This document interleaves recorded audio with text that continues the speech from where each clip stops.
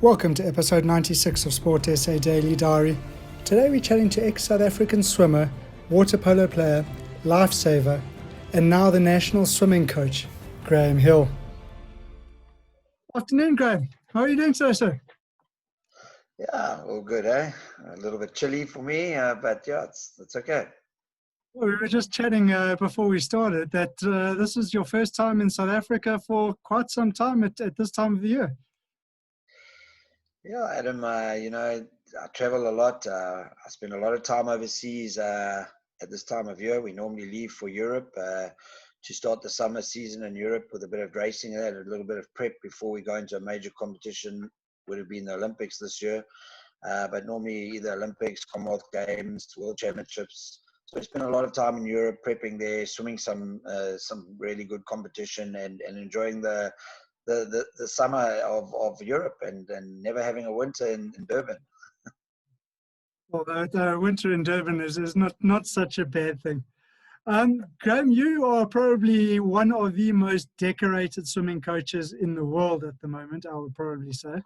But before we get there, let's chat about you and your sort of sporting background, because you were one of the first South Africans, if not the first, to represent South Africa in 3 different disciplines, being swimming, water polo, and lifesaving. Yeah, look, I'm not sure. I'm sure there are some out there that have done that,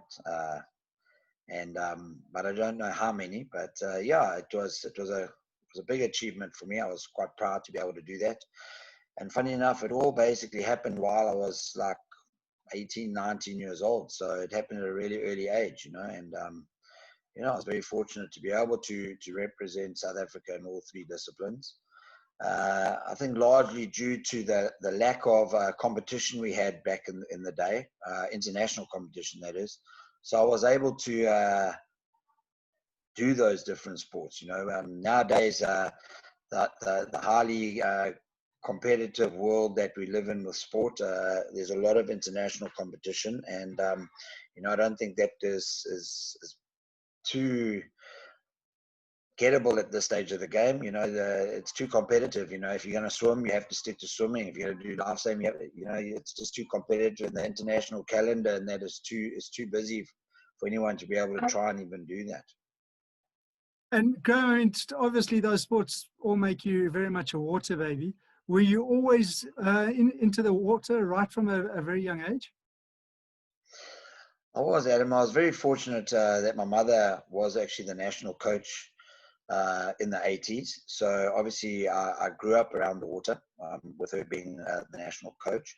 But funny enough, my first love was football. My father played for South Africa.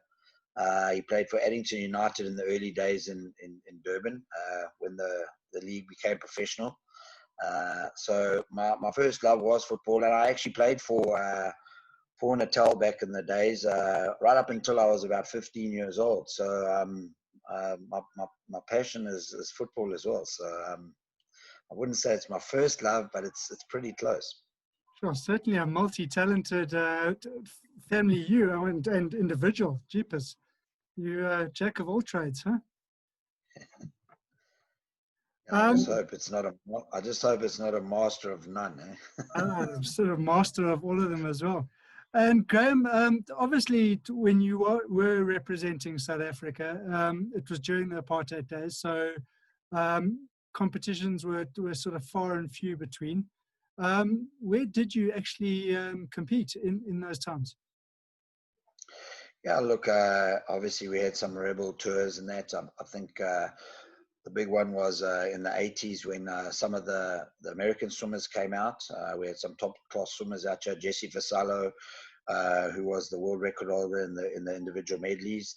That's the guy to compete against. He was from America. There was Scott Spann, who swam possibly one of the top 2 times in the world at that time in the butterfly event. So it was like pretty much like a rebel tour, like they were doing with the rugby. That you had some of those rebel tours going on as well with the rugby.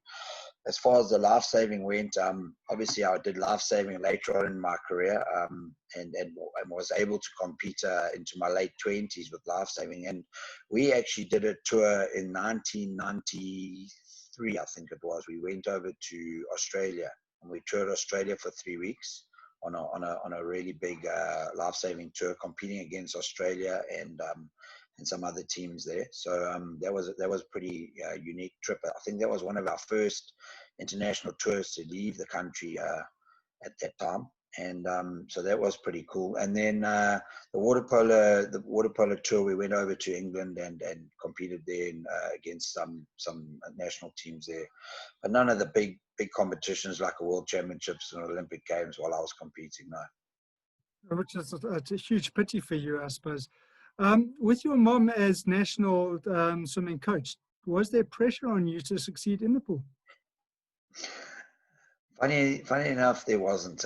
And Adam, you should bring that up.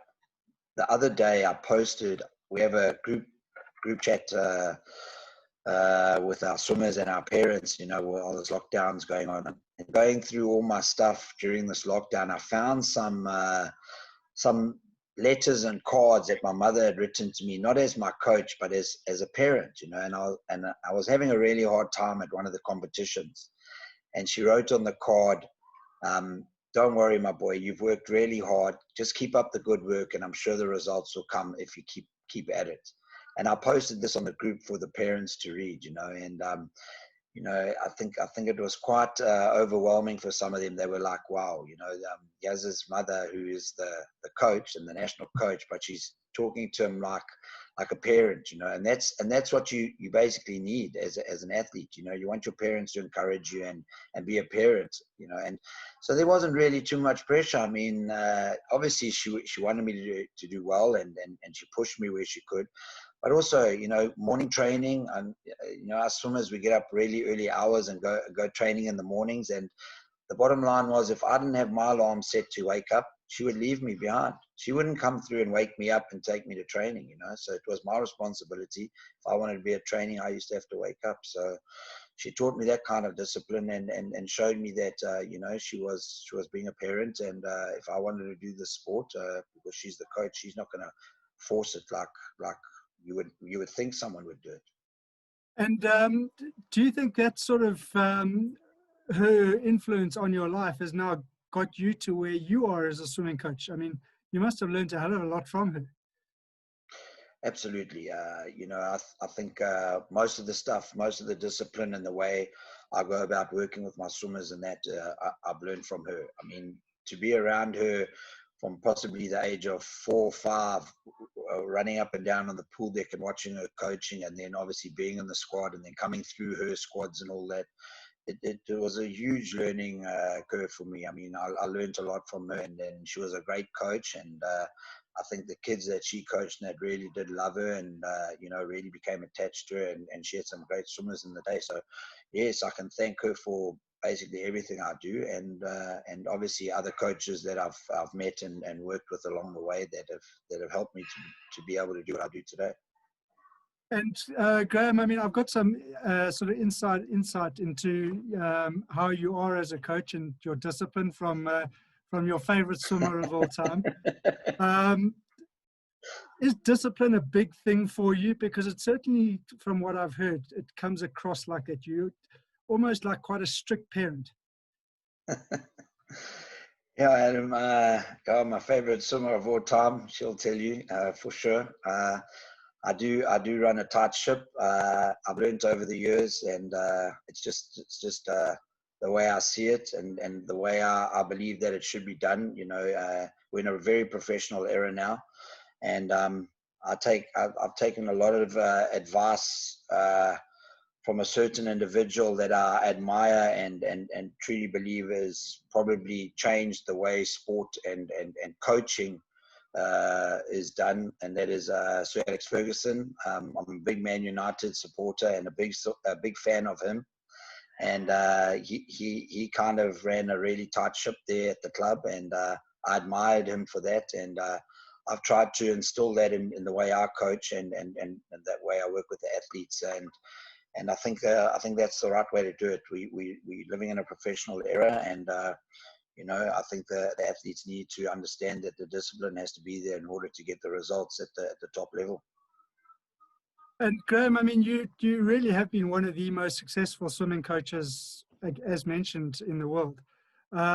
You've coached swimmers to 7 Olympic medals, hence the rings behind me. But you've obviously had to deal with some big personalities, guys like Chad Leclerc, Terence Parker, and Darian Townsend.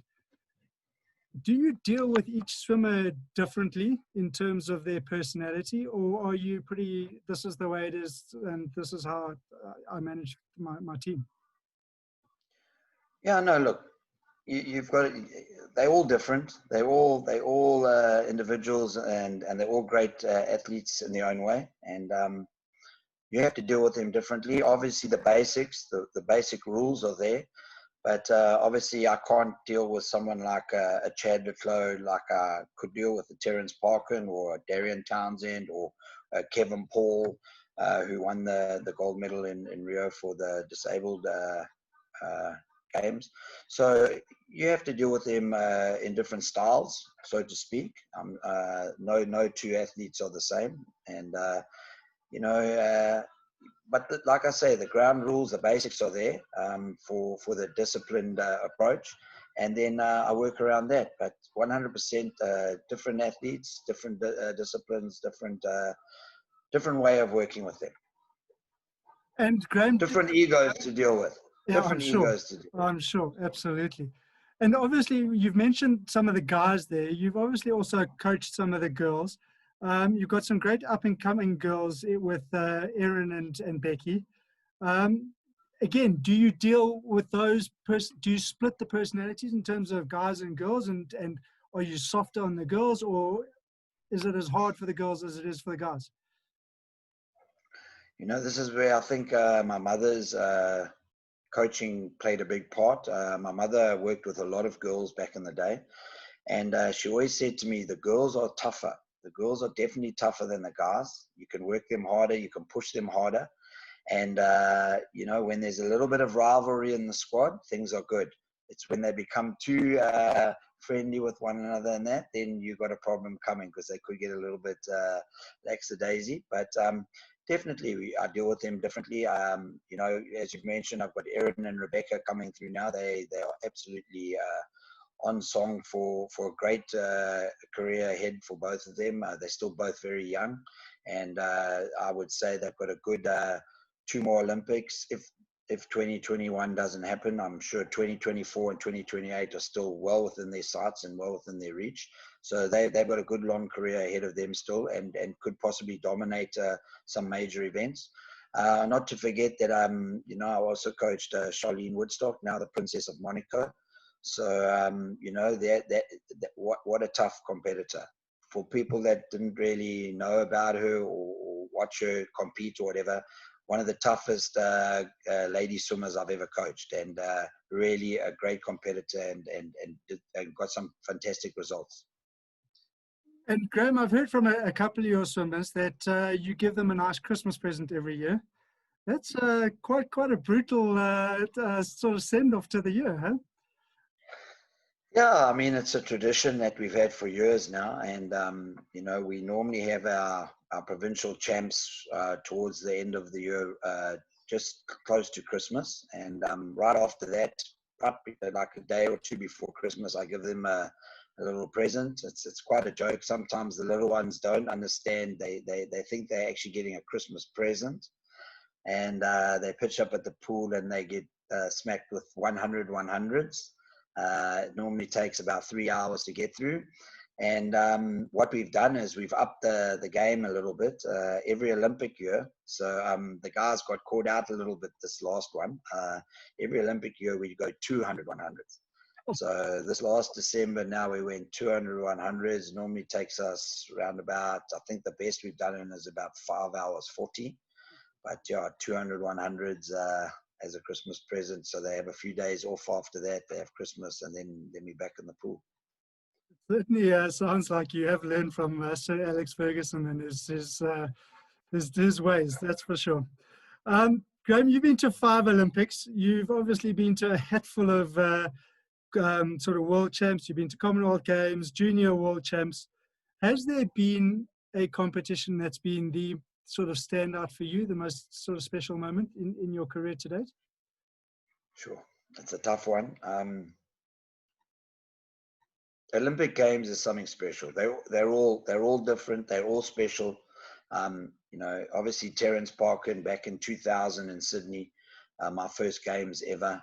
Terence being a deaf swimmer, and coming out at his first Olympics and winning a silver medal. That was really special. I mean, but like I say, they're all special, and the one big standout obviously has to be Chad beating Michael Phelps in London. I mean, that was just something that will never be forgotten worldwide. No one will ever forget that. I mean, to beat the greatest swimmer, the greatest Olympian of all time in his main event, and Chad being at his first Olympics, no one ever dreamed it possible except probably Chad and I. So, that was truly special. And while I'm talking to you, I'm even getting a few goosebumps because that was a magnificent swim there, and it will always be special. But I mean, like I say, 5 Olympic Games, they're all special. I mean, Athens, the men winning the 4x1 free relay to beat America was an incredible achievement as well. So, and Rio too. Rio, with Chad just missing out there, getting 2 silvers, and unfortunately just missing out in the 200 free on the second day for the gold medal, was a huge performance by him. No one gave him a chance in that 200 free from lane 1. And, once again, I think only he and I believed we could win that. And it was also close. So, they all special and they're all great. But probably my biggest achievement as a coach wasn't at an Olympic Games. It was at a World Championships in 2017, in 2015 in Kazan in Russia. Michael Phelps wasn't swimming. Chad was the red hot favorite for the 200 fly, and we had an old rival in Laszlo Shek from Hungary. Laszlo beats Chad in the 200 fly in the beginning of the week, and Chad gets second, but really disappointed and not happy. We swim the 100 fly, and Chad's struggling through the heats. Doesn't go through convincingly. Gets like 14th place going through into the semi-final. Swims the semi-final, doesn't have a great swim there. I think he qualifies 7th or 8th for the final, and really down, and really not convinced that he can do the business. Very confident swimmer, very competitive swimmer, and not convinced at all that he can win this event. Probably the first time I ever saw Chad basically saying to me, I don't think I can win this race. And I think that was my biggest coaching time at an event, where I had to pull it together and really work with him with the psychology and get his mind right to get up and win that race, which he ended up doing and posting the fastest time in the world. So it was really, for me, that was a really, really special moment in my career at one of the major events where I felt, I had to do my work now. I mean, it wasn't just an athlete getting out and swimming. I mean, Graham, just following on from that, we've obviously chatted to a lot of sportsmen during this lockdown period, a lot of world champions and up-and-coming champions, and etc. How important is one, self-belief that the athlete has in themselves, and 2, the confidence coming from the coach? Because obviously the work that you did there with Chad to get him up was probably 60, 70, 80% of why he got that medal and why he got that record. How important do you think these elements are for the athlete and for the coach, and the sort of relationship between the two? Very important. I firmly believe that the relationship between the coach and the athlete is the ultimate combination. If you have that combination, and the athlete and the coach believe in one another and trust one another to whatever extreme it has to be, they're unbeatable. They really are, providing obviously the work's in place and everything's in place. But the trust and the belief in one another has to be huge. And like I said to you early on, going into London, bar Chad and I don't think anyone believed Chad could win. But believe me, his confidence to win that 200 butterfly in London, there was nothing going to stop Chad to win the 200 butterfly in London. It was close. We got there by 0.05 of a second, but he did not doubt himself once that he was gonna win the gold medal in London in the 200 butterfly. And I think that plays a huge part, and I think that's what separates a lot of the top athletes from the rest of the pack. And Graham, how do you instill that confidence into your athlete like that? Hey, I believe in getting to know the athlete and finding out what makes that athlete tick, and if you look back on the swimmers I've coached and the swimmers I'm coaching now, I've had a long period of time with them. I coached Chad for 15 years. I coached Terence Parkin for 13, 14 years. I've coached Charlene Woodstock for, Princess Charlene of Monaco. I've coached her for 8 years. So these athletes, Erin Gallagher, I've coached Erin for like 6 years now, I think. So these athletes I've coached for a long, long time. So, getting to know them and finding out what makes them tick, I think that's the secret. And are you a father figure to them, or are you more of a coach? No, Obviously, look, their parents are around, but I mean, do you take that sort of parental father figure? Yeah, look, it gets to a point where you're traveling with them so much, and you're actually spending a lot of time with them compared to their parents, to be honest. I mean, I would travel with Chad around the world and even doing it now with Rebecca and Erin, that it adds up to 3-4 months of the year that we're together around the world without the parents. So I kind of think that I do start to become a family member, so to speak.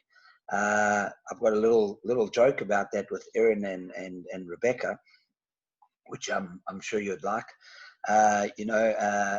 They call me the dad away from home. And it was quite funny. My wife and I were going out on a dinner date the one night, and we didn't have anyone to watch our kids. So I actually asked Erin and Rebecca if they could come over and stay.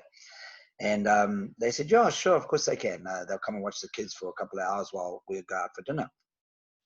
And we got back, and they were giggling and laughing, and I thought, geez, wow, what's going on here? They said, thanks for the evening, G. We'll see you tomorrow. Then I got a phone call, and they said, have you noticed anything? I said, noticed what? They said, go look in the lounge. And we've got a huge wall in our lounge with all our family photographs on, right, of the kids and Haley. And in the middle, there was an empty frame, okay? What they had done was they'd taken a photo of the two of them, gone upstairs, printed the photo on my printer, and placed it into the photo frame. And now they claim they're part of the family, So, yeah, I'm sure you can call it that, So, very interesting. Good sense of humor, those two. Graham, your career has really been a huge success. You're obviously the chairman of FINA World Coaches Committee. Your athletes have won more than 50 international medals across the board. Do you feel you've received the recognition that you deserve for the achievements that you've got to? You're putting me on the spot here now, man. But you know what? In this profession, I've always looked at it like I'm not here to get that kind of recognition. I'm here to make athletes fast, make them enjoy the sport. I love the sport. So I'm not really here looking for the recognition and things like that. If it comes along, it comes along. I'm quite happy for my athletes to get that recognition, deliver the goods, and get some great results and enjoy the sport. I enjoy my job. I enjoy what I do. I mean, it is a little bit tough in the Durban winter mornings, although I haven't experienced it yet due to lockdown. But I'm actually a little bit happy that I'm not having to get up at 4:15 in the mornings at this stage. So I'm quite happy with lockdown. But yeah, I mean, in the summers, I mean, I'm up at the pool, around the pool in shorts and t-shirts, and out in the fresh air and enjoying it, and working with athletes that really want to do something and achieve great results. And believe me, when you go on the big stage like the Olympic Games, Commonwealth Games, World Championships, believe me, when you get a result, there's no better feeling. It's the best feeling in the world. No money can buy that feeling. And I'm very grateful for the athletes I've had and very grateful for the results I've got. Now, there's often been comments coming from ex-players who are now coaches saying that they almost feel there's a more of a rewarding feeling when they're winning as a coach than they are as a player. So, I mean, that's an interesting point that you make. Yeah, I mean, at the end of the day, you're putting all the work and the effort in and that, but when they get up on that block, anything can happen, and it's a little bit like a little bit of a gambling rush, so to speak. They get up there now. You're sitting on the stands with the other coaches who've got athletes in the race, and you'll chat to one or two, because obviously we all know one another and that, and the coach will say to you, so what do you think? And I'll say, yeah, I think maybe I'll get this swim out of this person today or whatever. And the guy will look at me and say, really? And I'll say, yeah. And you say, oh, okay. And so it's interesting, and it's fun. I mean, it really is. I mean, the swimming fraternity is like a big family. We all know one another, and it's quite interesting to hear who's going to do what, and who believes they can do what. And pretty much the guys are on the money. They kind of know, everybody kind of knows who's going to really deliver or whatever. And there was that feeling around the poolside in London that, that Chad was on good form, but I don't think they really expected him to get over the top of Michael and win, but they knew he was in good shape. But so that was a big surprise. But we kind of all discuss, and everybody talks and that, but we don't give away too much. We won't give the whole story away, but we'll pepper it a little bit and see how the results go. Well, Graham, I mean, I certainly believe you deserve a lifetime achievement award for the work that you've given to swimming. And maybe one day you'll get that reward. Just in closing, how many more Olympics have you got in you, Graham? As long as I've got athletes that are going to take me there, I'm good to go. But I would say, okay, we're not going to look at Tokyo now because we're unsure of what's going to happen. But for sure, Paris 2024 will be really good. 2028 in the US, I'd like to do that. I've never raced a major competition in the US with any of my athletes, so that would be pretty cool. And who knows, maybe 2032, I could maybe stretch it to there. But for sure, up until 2028, I'm good to go, and I think I've got the athletes to get there. Yeah, we look forward to seeing them on the top step, hopefully. Graham, it's been brilliant chatting to you today on Sport SA Daily Diary. Thank you for your time. Good luck enduring a Durban winter. I mean, it must be absolutely awful. Thank you, Adam. Thank you. Thanks for your time. Cheers. Bye. Catch tomorrow's episode of Sport SA Daily Diary, where we chat to a South African rower whose persistence paid off with an Olympic silver medal.